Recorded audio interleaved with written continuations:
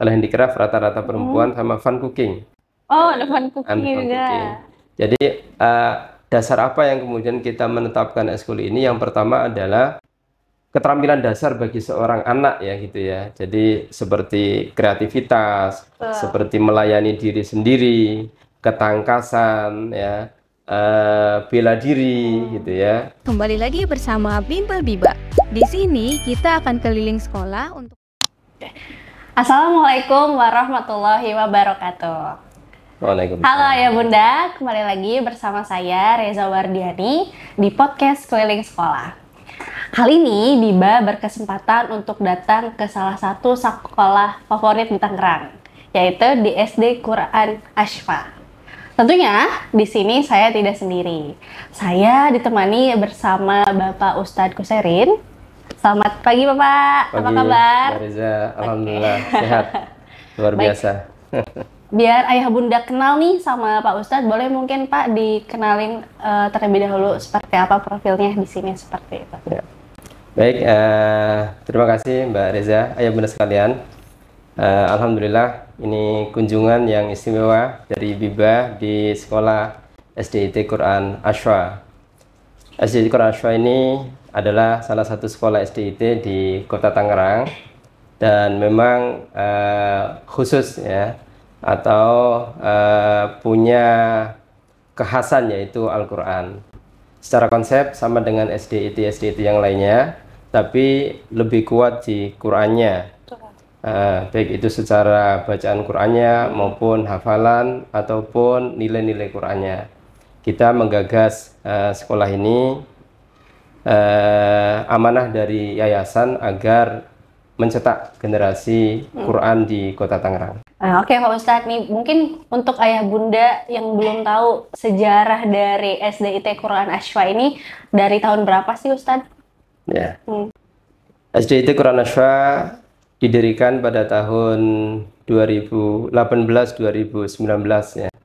Persis 6 bulan saat itu sebelum COVID. Jadi kita masuk di semester 2 itu masuk COVID ya. Jadi alhamdulillah kita perdana itu dapat satu kelas ya. Kemudian COVID kita lakukan pembelajaran secara online dan berangsur-angsur pulih, kemudian kita lakukan secara offline. Gagasan untuk mendirikan SDIT Quran Ashfa adalah ingin membangun ya keluarga-keluarga Ahlul Quran yang nantinya akan menjadi cahaya Al-Quran di Kota Tangerang. Dan kita punya misi besar yaitu mewujudkan generasi Quran yang akan menjadi penerus perjuangan bangsa ini. Oke, baik.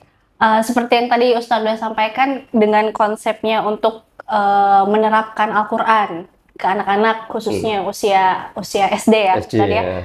Apakah ada metode atau teknik tersendiri mungkin dari Ustadz gitu atau dari SDIT Quran Ashfa-nya seperti apa? Baik, jadi memang Al-Quran ya, ini adalah hal yang istimewa ya. Betul. Kita meyakini ini sebagai mukjizat ya, dan memang kita sebagai seorang muslim harus merasakan ya. Merasakan sebagai mukjizat ini tidak hanya nanti ketika kita dewasa, justru penanaman sejak kecil itu sangat penting. Yang paling penting kami terapkan di sini adalah pertama pendekatan cinta Quran. Jadi bagaimana anak ini mempunyai kecintaan terhadap Al-Quran sehingga mereka terbuka hatinya, terbuka pikirannya untuk mau belajar Quran. Ya. Di awal mungkin mereka sulit ya, karena untuk lafadz Quran sendiri itu bahasa Arab sementara kita bukan Arab gitu ya. Tetapi bahwa sesuai janji Allah, siapa yang belajar Al-Quran akan dimudahkan ya. Walaqad yassarnal Qur'ana lidzikri fahal mim mudzakir. Jadi itu adalah janji Allah yang kemudian kita mencoba untuk sama-sama berjuang untuk dakwah Quran ini. Nah, setelah anak itu punya kecintaan terhadap Al-Quran, maka kemudian mudah buat dia ya, ringan buat lesannya untuk membaca Al-Quran. Di awal mereka terbata-bata, tapi dengan kesungguhan dan kesabaran guru mereka bisa ya. Dan untuk Quran yang di SD Quran Ashfa ini kita lebih kepada bacaan tahqiq ya. Mungkin ini agak kurang familiar ya. Yeah. Bacaan tahqiq itu maknanya adalah bacaan pelan yang kemudian di situ guru bisa mengidentifikasi ya huruf-huruf yang dibaca oleh siswa berdasarkan makhraj dan sifatnya ya. Itu. Intinya di situ. Jadi kecintaan terhadap Al-Qur'an, mulai membaca Al-Qur'an, kemudian menghafal Al-Qur'an. Sebenarnya hafalan Al-Qur'an ini adalah hasil dari interaksi yang intens dengan Al-Qur'an. Ya. Oh, betul. Artinya ketika proses membaca itu tuntas, interaksinya kuat, maka insya Allah hafalan itu menjadi hasil atau buahnya. Betul. Jadi seperti itu, Mbak Reza. Oke. Berarti kalau untuk jam pembelajarannya sendiri nih Ustadz dari akademisnya Ya. dengan pembelajaran Al-Quran sendiri itu seperti apa ya? Apakah terpisah atau diselingi dengan pembelajaran Al-Qurannya mungkin Pak Ustadz? Ya. Kemudian kaitannya dengan jam pembelajaran, karena kita menanamkan cinta ya, berarti interaksinya harus intens. Betul. Ya. Ibaratnya di Ashwa ini tidak ada hari kecuali ada jam Quran. Ya. Jadi setiap hari dari Senin sampai Jumat ya, karena kita Sabtu Ahad itu libur, Mbak Reza. Jadi bagaimana pola distribusi jadwalnya? Kita di hari Senin, Selasa, Rabu, Kamis itu ada 4 JP ya. Biasanya itu kita buat gabung. Jadi misalnya kelas 1 dari jam pagi 7.30 nanti sampai sekitar jam 9.45 itu Quran. Oh, Nah setelah itu baru pelajaran umum. Pelajarannya ya. Itu. Kemudian hari Selasa bertukar ya. Kelas 2 yang jam pagi. Itu Qurannya. Ya, nanti siangnya jam umum. Nah, kelas 1 tadi berarti tukeran ya. Jadi seperti itu. Ini kita lakukan dalam rangka untuk dinamisasi pembelajaran gitu ya. Agar anak juga punya kedekatan dengan Al-Quran, tapi seharian itu dia juga tidak bosan. Nah, itu. Jadi diseling gitu. Nah, seperti itu ya Bunda, kita dapat informasi menarik ya kalau di SDIT Quran Ashwa ini selain belajar Al-Quran, tetapi pelajaran umumnya juga tidak tertinggal seperti itu ya Ustadz, karena secara jadwal diselingi gitu oleh beberapa kelas ke depannya. Nah, saya tambahkan Mbak Reza, jadi berbicara tentang kurikulum secara umum di SDIT Quran Ashwa ini ada 3 kurikulum yang kita kembangkan ya. Jadi yang pertama adalah kurikulum dinas pendidikan ya, karena memang kita berada di bawah naungan dinas pendidikan ya. Sering orang bertanya apakah ini sekolah yang nanti ijazahnya paket atau resmi gitu ya. Sering itu pertanyaan. Nah, saya sampaikan di sini kita menginduk ke dinas pendidikan, artinya ini pendidikan formal ya, bukan pendidikan luar sekolah ya. Karena kebanyakan kalau rumah Quran atau sekolah Quran itu dia nanti ijazahnya paket ya. Nah, maka untuk SDIT Quran Ashwa resmi. Alhamdulillah lulusan kita kemarin perdana dan mendapatkan ijazah dari Dinas Pendidikan. Nah, itu kurikulum yang pertama, kurikulum Dinas Pendidikan Nasional, tentunya nanti menyesuaikan dengan kebijakan kementerian ya. Kalau saat ini berarti kebijakan dengan kurikulum merdeka ya, kita mengikuti.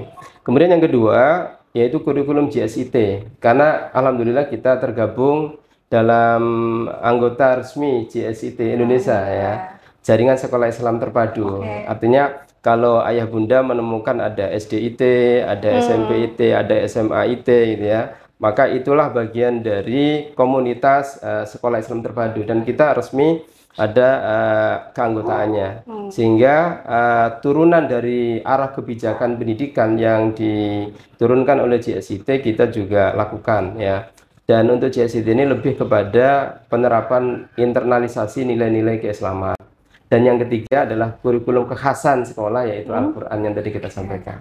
Jadi insya Allah dengan sekolah di SDIT Quran Ashwa paketnya paket lengkap ya, lengkap istimewa. Lengkap dan istimewa. Oke, baik. Kalau untuk standar gurunya sendiri nih Ustadz, klasifikasinya sendiri di SDIT Quran Ashwa ini seperti apa nih Ustadz?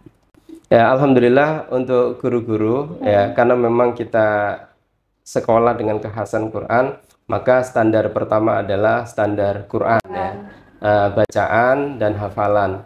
Bagi guru Quran yang ngajar Quran itu minimal 3 sampai 5 ya. Minimal 5 juz. Oh, 5 juz. 3 sampai 5 juz. Alhamdulillah di kami ada beberapa yang sudah khatam ya, yaitu 30 juz. Wow. Gurunya alhamdulillah. Karena harus disadari bahwa dengan guru yang berkualitas, insya Allah akan melahirkan peserta didik yang berkualitas. Adapun guru non Quran, maka tetap dia punya standar bacaan ya. Jadi minimal juz 30 dan dia terus ada perbaikan bacaan. Jadi kami untuk upgrading guru terkait dengan Quran itu ada upgrading guru Quran ya bersama Syekh ya. Syekh Al-Awadhi Al-Yamani dari Yaman beliau. Kemudian upgrading guru non Quran. Termasuk kita ada pegawai mengaji. Jadi semua sivitas akademika di sini baik itu guru ataupun pegawai itu wajib belajar Quran. Wajib ngaji Quran. Gitu. Termasuk orang tua. Oh, termasuk orang tua. Orang tua. Jadi ayah bunda tidak bisa dipungkiri bahwa keberhasilan Ananda itu adalah bagian ya dari mujahadah kesungguhan kita sebagai orang tua ya. Maka orang tua kita fasilitasi dengan namanya Sabtuan Mengaji. Sabtuan Mengaji sama-sama mengaji Al-Quran tetapi secara online. Gitu. Balik lagi ke yang tadi Ustadz, upgrading itu bersama gurunya yang langsung dari Yaman itu seperti apa ya Ustadz pembelajarannya? Ya, jadi kita punya dua cara ya, ada yang offline, ada yang online. Ya. Biasanya kita lakukan kalau online itu di hari Senin malam. Oh gitu. Nah, tapi kalau offline biasanya nanti kita undang dalam event-event tertentu untuk taskhih bacaan. Gitu. Dan alhamdulillah artinya memang ketika guru ini diasah ya kualitasnya ditingkatkan, insya Allah dampak ke siswanya juga berimbang, meningkat. Gitu. Berarti sudah tidak diragukan lagi ayah bunda untuk kemampuan guru-guru di sini ya seperti itu. Ada sanatnya. Oh gitu. Boleh mungkin dijelasin lagi Ustaz. Seperti apa itu? Jadi memang untuk Quran ini berbeda dengan ilmu lainnya ya. Gitu. Karena Quran ini kan ada namanya sanat. Sanat itu ada ketersambungan bacaan ya dari kita hingga terus sampai kepada Rasulullah. Gitu. Sehingga apa yang dibaca oleh kita itu sama dengan apa yang pernah dibacakan oleh Rasulullah kepada sahabat ya. Memang perjuangan untuk sanad ini bukan perjuangan mudah gitu ya, tetapi bagi yang bersungguh-sungguh itu bisa dilakukan gitu. Jadi mengarah ke sana. Termasuk anak-anak kita ya, itu juga kita upayakan ya setelah dia nanti selesai dari sini ada kesempatan untuk bisa mengambil sanad ya ke masyayikh ya yang memang punya kafaah ya, Quran. Oke. Wah, Masya Allah sekali ya Ustaz. Oke, pertanyaan selanjutnya nih Ustaz. Kalau untuk jumlah siswanya di sini sudah sampai berapa Ustaz? Ya. Untuk jumlah siswa secara keseluruhan alhamdulillah tahun ini 2025-2026 ya. Itu total sekitar 142 ya, dari semua siswa. Memang ini sekolah baru yang tadi kita sampaikan, jadi kurang lebih sekitar 6 atau 7 tahun ya berjalan ini. Nah dari tahun ke tahun ada peningkatan ya jumlah peserta ya, yang awalnya dulu kita buka satu kelas, alhamdulillah sekarang kelas 1, kelas 2 ini 2 rombel ya. Kita memang targetkan sesuai dengan arahan dari yayasan, insya Allah nanti dalam setiap angkatan itu ada 3 rombel ya, dengan jumlah siswa yang efektif ya, yaitu 20-25 ya. Karena memang jumlah ideal ya bagi seorang guru untuk bisa memantau, untuk bisa mengelola kelas itu seperti itu. Ada sebagian yang terlalu besar ya sehingga tidak terpantau gitu ya. Nah, kita memandang dengan jumlah 20-25 itu efektif untuk pembelajaran. Bahkan untuk Quran itu satu kelas bisa kita pecah menjadi 2 sampai 3. Jadi lebih ini lagi, lebih istimewa lagi. Betul. Gitu. Satu halaqah Quran itu bisa 8 sampai 10 gitu. Jadi satu guru bisa memantau siswanya. Kalau untuk persyaratan masuk atau daftar sendiri di SDIT Quran Nashwa ini apakah ada syarat tertentu atau normal aja nih Ustadz? Ya. Jadi sebagian orang tua khawatir ya. Ustadz, anak saya belum bisa baca. Gimana kalau masuk, bisa nggak gitu? Nah, ini kita sampaikan ayah bunda bahwasanya kita menyadari kita ini berada di tingkat dasar ya, namanya juga sekolah SD ya, sekolah dasar. Memang untuk konsep sekarang ini Calistung itu sebagian tidak diajarkan di TK ya gitu. Nah, justru di SD itulah mereka akan dikembangkan untuk latihan membaca, menulis ya. Gimana kalau dia belum bisa membaca, belum bisa nulis, nggak ada masalah. Karena memang itu nanti tahap perkembangannya ada di SD. Kita lakukan observasi saat anak-anak masuk ke SDIT Quran Nashwa ini dengan beberapa kategori. Yang pertama adalah kemandirian. Ya, jadi anak sudah mulai mandiri, kemudian sosialisasi dengan teman. Nah, itu penting ya. Kemudian secara afeksi ya. Afeksi itu artinya memang dia paham aturan ya gitu. Kemudian yang berikutnya adalah kognisi. Nah, kognisi ini bukan masalah membaca atau menulis, tapi bahwasanya proses berpikir dia itu bisa dikembangkan, gitu ya. Seperti itu. Jadi nggak usah khawatir untuk anak-anak yang belum bisa baca dan tulis. Dan kita juga punya mitra ya. Oh, gitu. Barama ya, Hiba. Ini menjadi salah satu partner apa istimewa buat kami ini. Alhamdulillah. Jadi dengan mitra ini kita juga bersyukur, artinya saling sharing bagaimana membuat strategi untuk pembelajaran baca tulis di tingkat SD. Masya Allah. Ya.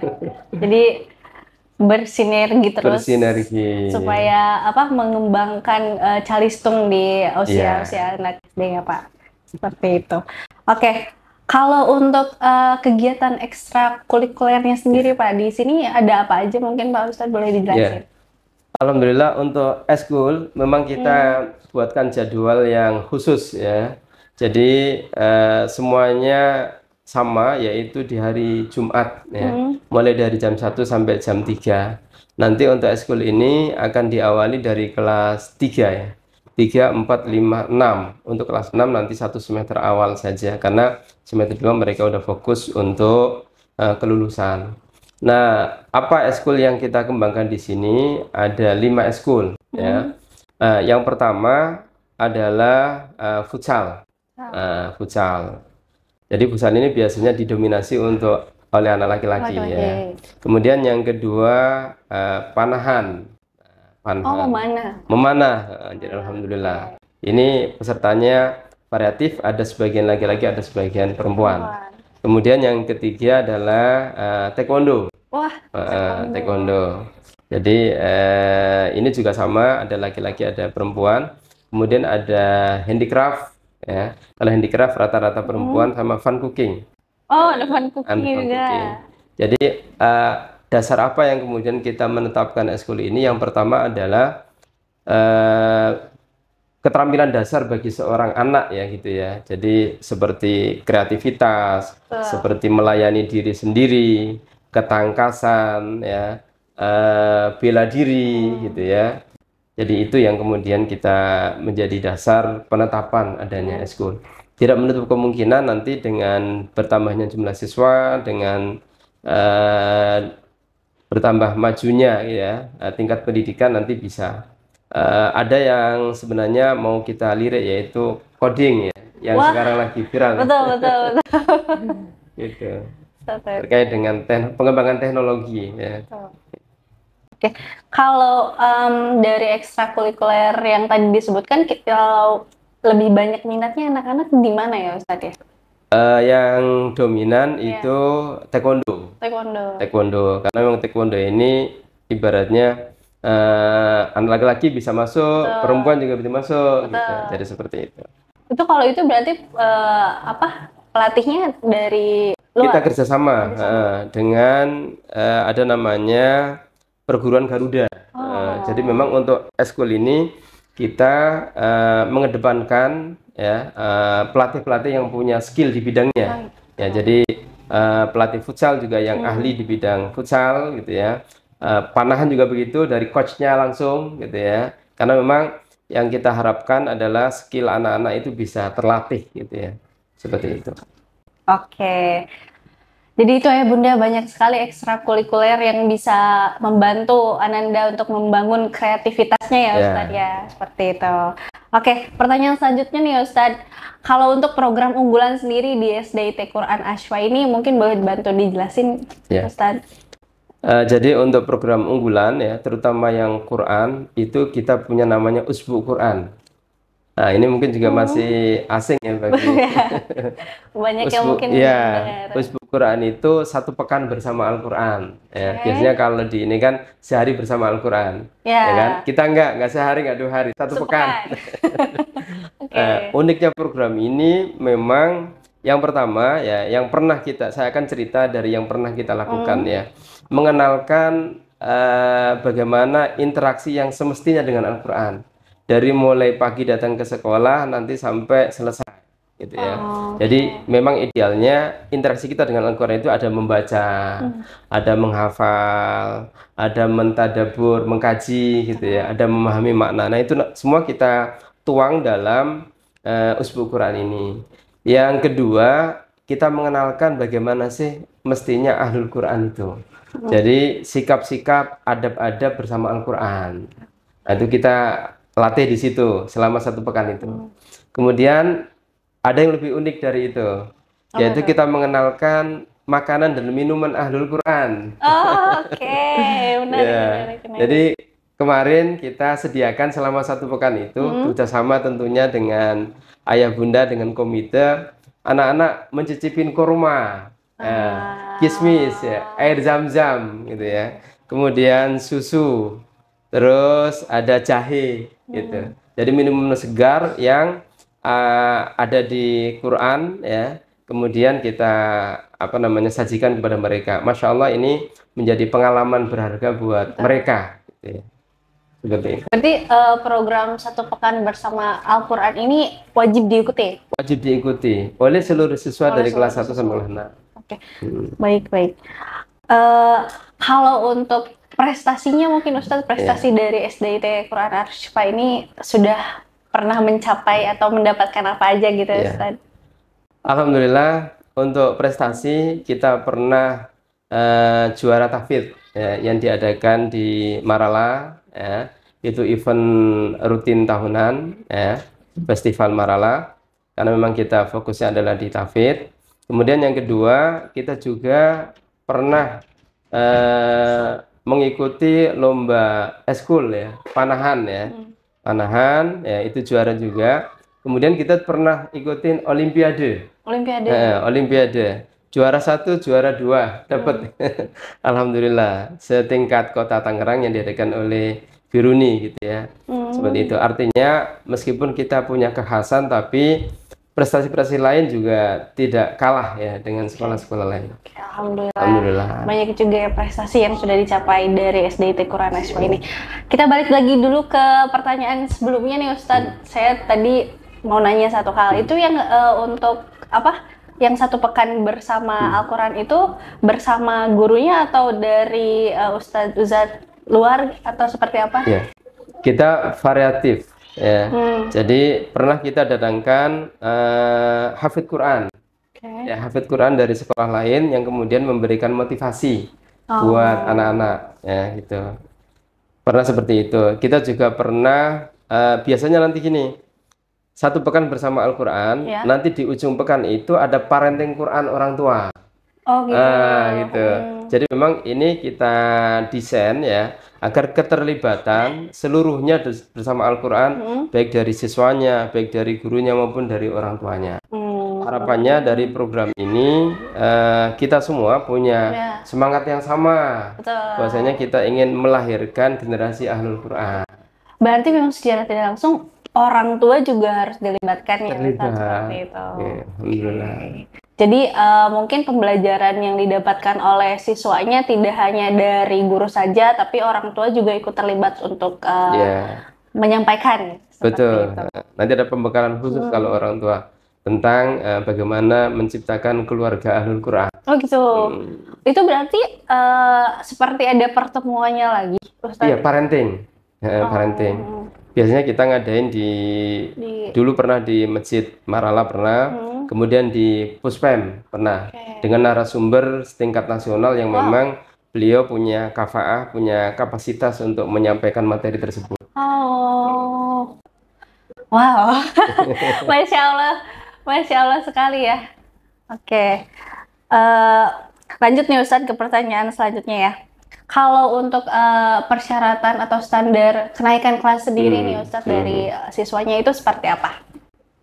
Ya, jadi untuk kenaikan kelas yang pertama adalah standar bacaan Quran. Ya. Nah, nanti dari kelas 1, 2, 3, 4, 5, 6 tentunya berbeda-beda ya kan. Seperti itu. Ada yang standar tahsinnya, ya ada mungkin standar tahfidnya. Ya, jadi yang penting ada standar Quran yang harus mereka capai, baik itu secara bacaan maupun secara hafalan ya. Kita ada namanya imtihan, ya. Imtihan Quran disebutnya. Ada imtihan tahsin berarti ujian tahsin, ya. Ada imtihan tahfidz berarti ujian hafalan. Kemudian untuk standar yang nilai atau kognitif ya, kita memang mengacu kepada kebijakan dari kementerian ya.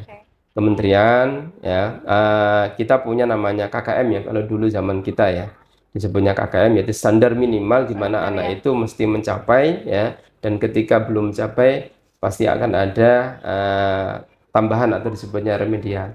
Kita lakukan itu, artinya untuk naik ke satu level berikutnya memang kita punya standar baku yang ditetapkan seperti itu. Bahkan untuk kelulusan pun juga kita punya standarnya ya, minimal hafal 1 juz minimal ya. Tapi rata-rata alhamdulillah capainya, pengalaman dari angkatan pertama kemarin ada yang 7 juz, ada yang 5 juz, 4 juz, 3 juz gitu, seperti itu. Kalau untuk hafalan Mbak Reza ini kembali ke masing-masing anak ya. Rezeki ya ibaratnya. Tapi minimal bacaannya bacaan standar. Kita sebutnya bacaan tahqiq ya, untuk bacaan Quran. Oke Ustadz, tadi kan kita udah banyak ngobrol tentang Al-Quran nih. Nah untuk program unggulan non-Qurannya apakah ada atau tidak Ustadz di SDIT Quran Ashwa ini? Ya, alhamdulillah program unggulan non-Quran juga sama ya. Pertama ada pekan literasi. Sekarang yang lagi marak ya gitu, dan ini menjadi muatan daripada kurikulum sekarang.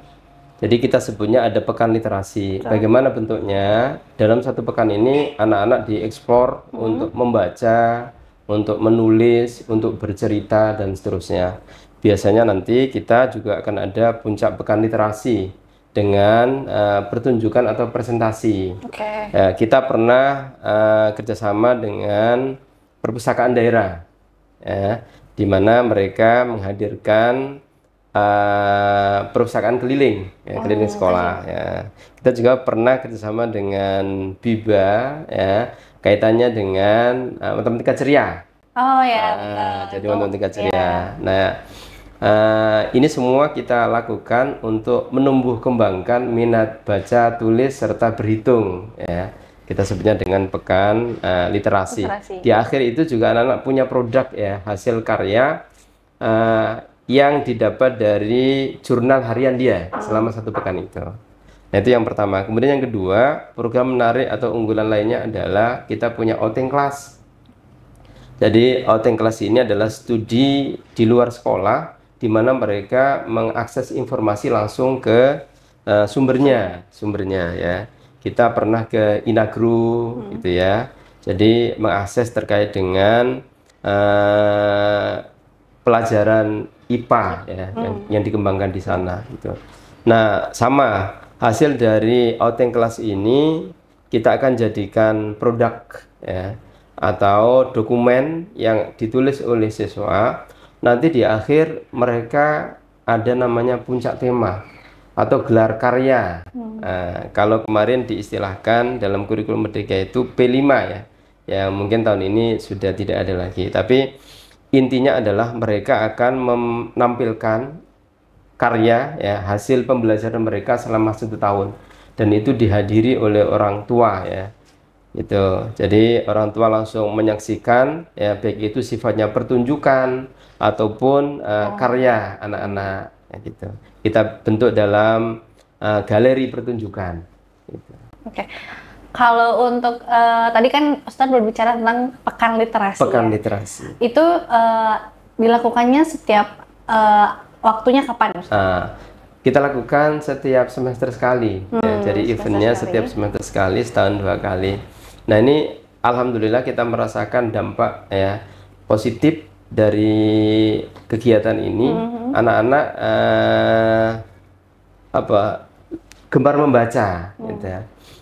Ada hal yang unik di mana mereka membawa buku ya dari rumah ya, kemudian dibaca di sekolah, nanti di sekolah ditukar dengan buku temannya. Oh gitu. Gitu. Jadi dia mendapatkan bacaan, sumber bacaan dari temannya, bergantian dan begitu seterusnya. Kalau secara garis besar tujuan pekan literasi ini untuk apa nih, Ustadz? Ya, yang pertama adalah menumbuhkan minat ya, atau kegemaran mereka dalam membaca. Karena ini membaca adalah kita tahu jendela dunia ya gitu. Jadi dengan banyak membaca maka insya Allah berkembanglah pengetahuan mereka. Yang kedua, kita latih mereka untuk membuat karya. Nah ini yang tidak boleh hilang ya, karena hasil karya itu yang kita persembahkan kepada generasi berikutnya, dan sejak dini anak-anak dilatih untuk mengeksplor, menuliskan ide dan gagasan ya, agar bisa dibaca oleh orang lain, bermanfaat buat orang lain. Kemudian yang ketiga, bahwa kekuatan ya atau ilmu pengetahuan itu bisa didapat dari membaca, dari bertukar ide, pikiran dan seterusnya. Betul. Oke. Kalau untuk pekan literasi ini orang tua bisa bergabung nggak ya, atau aman? Bisa di puncak pekan literasi. Biasanya kita undang beberapa orang tua. Dan saja karena memang ini waktunya di hari kerja ya biasanya, Senin, Selasa, Rabu, Kamis, Jumat. Jadi sebagian mereka alhamdulillah bisa bergabung. Biasanya ada keterwakilan dari titik kelas. Gitu. Oke. Kalau untuk outingnya juga berarti itu 1 semester sekali? Kalau outing 1 semester sekali ya. Biasanya kita lakukan outing di semester awal. Nanti puncak temanya di semester genap. Gitu. Berarti untuk kegiatan 1 semester yang dilakukan sekali ini itu hanya khusus untuk siswa ASFA aja, begitu? Iya, untuk siswa ASFA aja. Berarti yang orang mungkin dari luar tidak ikut ya? Tidak ikut, orang tua juga tidak ikut. Yang outing ini biasanya kita tergantung temanya ya. Dulu kita pernah ke Ciseeng ya, terkait dengan bagaimana membuat karya dengan bahan alam ya kan, kemudian menanam gitu, kemudian memproduksi olahan susu sapi gitu ya, seperti itu. Nah ini kunjungan outing kelas ini menyesuaikan dengan tema yang ada di tahun itu gitu. Jadi bisa juga nanti kita ke taman mini atau mungkin ke dinas ya lingkungan hidup, atau mungkin sesuai dengan temanya. Oke. Kalau gelar karyanya ini mungkin seperti pekan pameran ya, pameran gitu pameran. Ya. Berarti ini dari semua anak, semua kelas. Semua kelas. Jadi puncak tema atau gelar karya ini menjadi puncak pembelajaran dari seluruh rangkaian pembelajaran di tahun itu ya. Anak-anak nanti akan memamerkan hasil karya pembelajarannya. Jadi ini tidak dibuat seketika ya. Jadi hasil pembelajaran yang pernah dilakukan, praktikum-praktikum itu nanti akan ditampilkan di akhir ini gitu, akhir kegiatan itu. Jadi persembahan anak-anak, buat orang tua, buat sekolah ya. Kalau untuk tadi sudah disebutkan ya Ustadz, pekan literasi, outing kelas, kemudian nanti di akhir ada gelar karya. Ya. Kalau untuk melihat perkembangan ITS sejauh ini, apakah itu sudah efektif atau dampaknya gitu terhadap orang tua sendiri atau siswanya sendiri, itu feedbacknya seperti apa? Jadi alhamdulillah untuk kegiatan yang kita rancang biasanya kita sosialisasikan di awal dan itu direspon positif oleh orang tua. Jadi selama setahun itu kita sampaikan kegiatan per bulannya apa saja gitu, dan mereka alhamdulillah merespon dengan positif. Dibantu oleh komite dan Korlas ya, mereka mensupport di beberapa event kegiatan besar yang dilakukan oleh sekolah, baik itu secara material ya, secara materi ataupun secara ide dan gagasan ya. Karena memang kita manajemen terbuka, jadi memang sekolah ini mempertimbangkan juga masukan-masukan ya, baik itu dari orang tua ya kan, maupun dari yang lainnya. Intinya yang penting demi kemajuan sekolah. Jadi manajemen partisipatif ya gitu, menerima partisipasi dari semua pihak gitu. Nah, bagaimana untuk mengukur tingkat kepuasan orang tua begitu ya gitu. Kita biasanya kita lakukan dengan angket atau dengan membuka diskusi dengan orang tua saat kegiatan-kegiatan pertemuan orang tua atau mungkin saat bagi rapot gitu ya. Dari wali kelas menerima input masukan dari orang tua. Jadi seperti itu. Kemudian kalau yang kami lihat, alhamdulillah secara umum mereka puas dengan program sekolah, alhamdulillah. Apa bukti yang simple ya? Ketika kakaknya di sini, nanti adiknya masuk ikut di sini gitu ya. Jadi ada yang kakaknya, adiknya lagi gitu. Gitu. Itu kan artinya mereka percaya ya dengan mutu dan kualitas sekolah, sehingga mengamanahkan beberapa anaknya, bahkan merekomendasikan ya kepada tetangga kiri kanannya atau mungkin teman kerjanya gitu ya. Jadi ini juga kami ucapkan terima kasih kepada orang tua gitu yang memberikan kepercayaan gitu ya. Mudah-mudahan kami yang ada di sekolah ini bisa menyampaikan atau melaksanakan amanah dengan sebaik-baiknya. Oke. Saya kepikiran pertanyaan lagi nih Ustadz. Secara sistem pelaporan atau mungkin yang biasa ayah bunda tahu, rapot ya. Apakah rapot anak ini ketika belajar pelajaran umum dengan Qur'annya berbeda atau sama Ustadz? Sistem penilaiannya itu seperti apa gitu untuk pelaporannya? Ya, jadi kalau untuk pelajaran umum ya seperti hanya sekolah yang lainnya, mereka akan mendapatkan hasil pembelajaran berupa laporan dalam bentuk rapot ya. Itu. Nah, kalau formatnya itu menyesuaikan pemerintah, tapi pada intinya di rapot itu akan disampaikan terkait dengan hasil capaian kegiatan pembelajaran atau ujian gitu ya. Nanti ada deskripsinya gitu ya. Nanti dari wali kelas juga akan memberikan tambahan-tambahan informasi pembinaan yang selama ini dilakukan di sekolah. Kalau untuk Qur'annya ya, selain daripada rapot, kita punya disebutnya syahadah atau sertifikat. Jadi anak-anak yang sudah selesai ujian dalam setiap juznya, mereka mendapatkan sertifikat khusus ya, sebagai apresiasi atas perjuangan mereka untuk menuntaskan hafalan satu juz ya.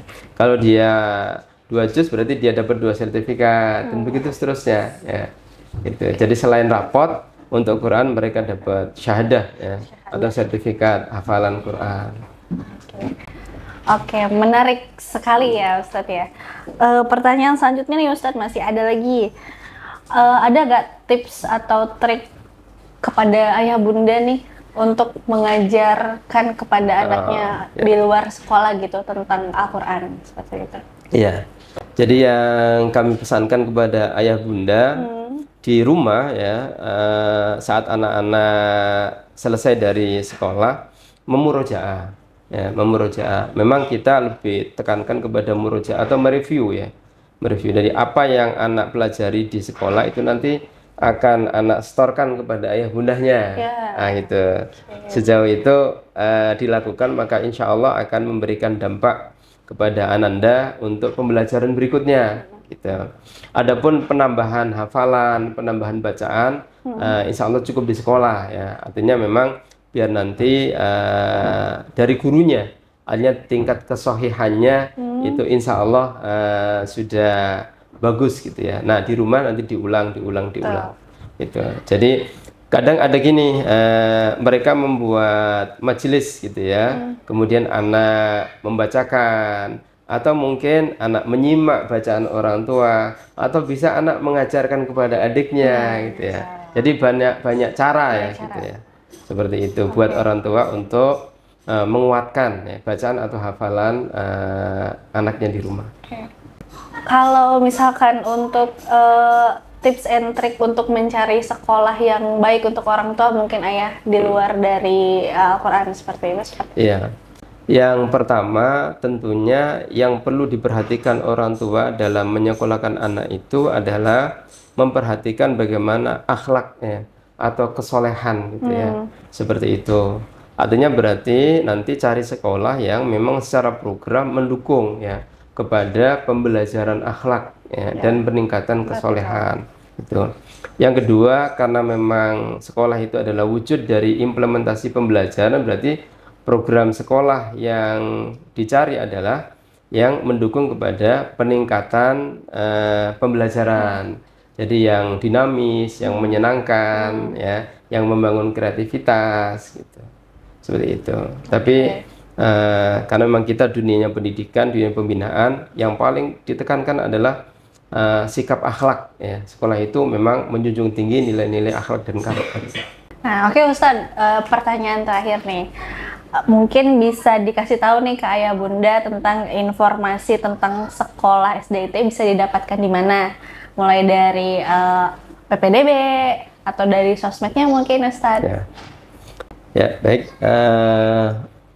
Bagi ayah bunda yang berminat untuk menyekolahkan anaknya di SDIT Quran Ashfa, insya Allah kita akan buka PPDB-nya dalam tiap tahun itu mulai bulan Oktober ya. Biasanya nanti kita akan buka secara online ya. Tapi sebelumnya ayah bunda boleh kalau mau berkunjung bersilaturahim, melihat-lihat pembelajarannya gitu. Setelah itu daftar online dan kita akan proses ya persyaratannya. Insya Allah sama dengan yang lainnya, standar ya. Untuk usia itu sekitar 6 tahun 10 bulan, 5 tahun 10 bulan ya. 5 tahun 10 bulan atau 6 tahun. Adapun kalau mau lihat-lihat berkunjung via sosmed ya, nanti bisa dilihat saksikan di IG Ashfa atau di YouTube Ashfa. Channelnya ada di layar. Di sini ya. Ya. Bunda. Insya Allah. Silahkan berkunjung. Kita terbuka insya Allah. Oke, Ustadz, baik kalau begitu terima kasih atas waktunya. Ini ada sedikit kenang-kenangan bingkisan dari Biba untuk Ashfa. Ya, terima kasih. Masya Allah. Barakallah, terima kasih Biba, mitra kerjasama kita di bidang pendidikan. Mudah-mudahan sukses. Amin. Untuk mewujudkan pendidikan Indonesia. Amin. Ya, dan kita terus bermitra dalam kebaikan insya Allah. Amin. Oke Bunda, itu dia perbincangan menarik bersama Bapak Ustadz Kuserin dari SDIT Quran Ashfa. Semoga informasinya bermanfaat bagi ayah bunda dan mudah-mudahan bisa langsung daftar nih di SDIT Quran Ashfa. Terima kasih telah menyaksikan podcast Keliling Sekolah di episode hari ini. Sampai ketemu lagi di podcast Keliling Sekolah selanjutnya. Assalamualaikum warahmatullahi wabarakatuh. Waalaikumsalam warahmatullahi wabarakatuh.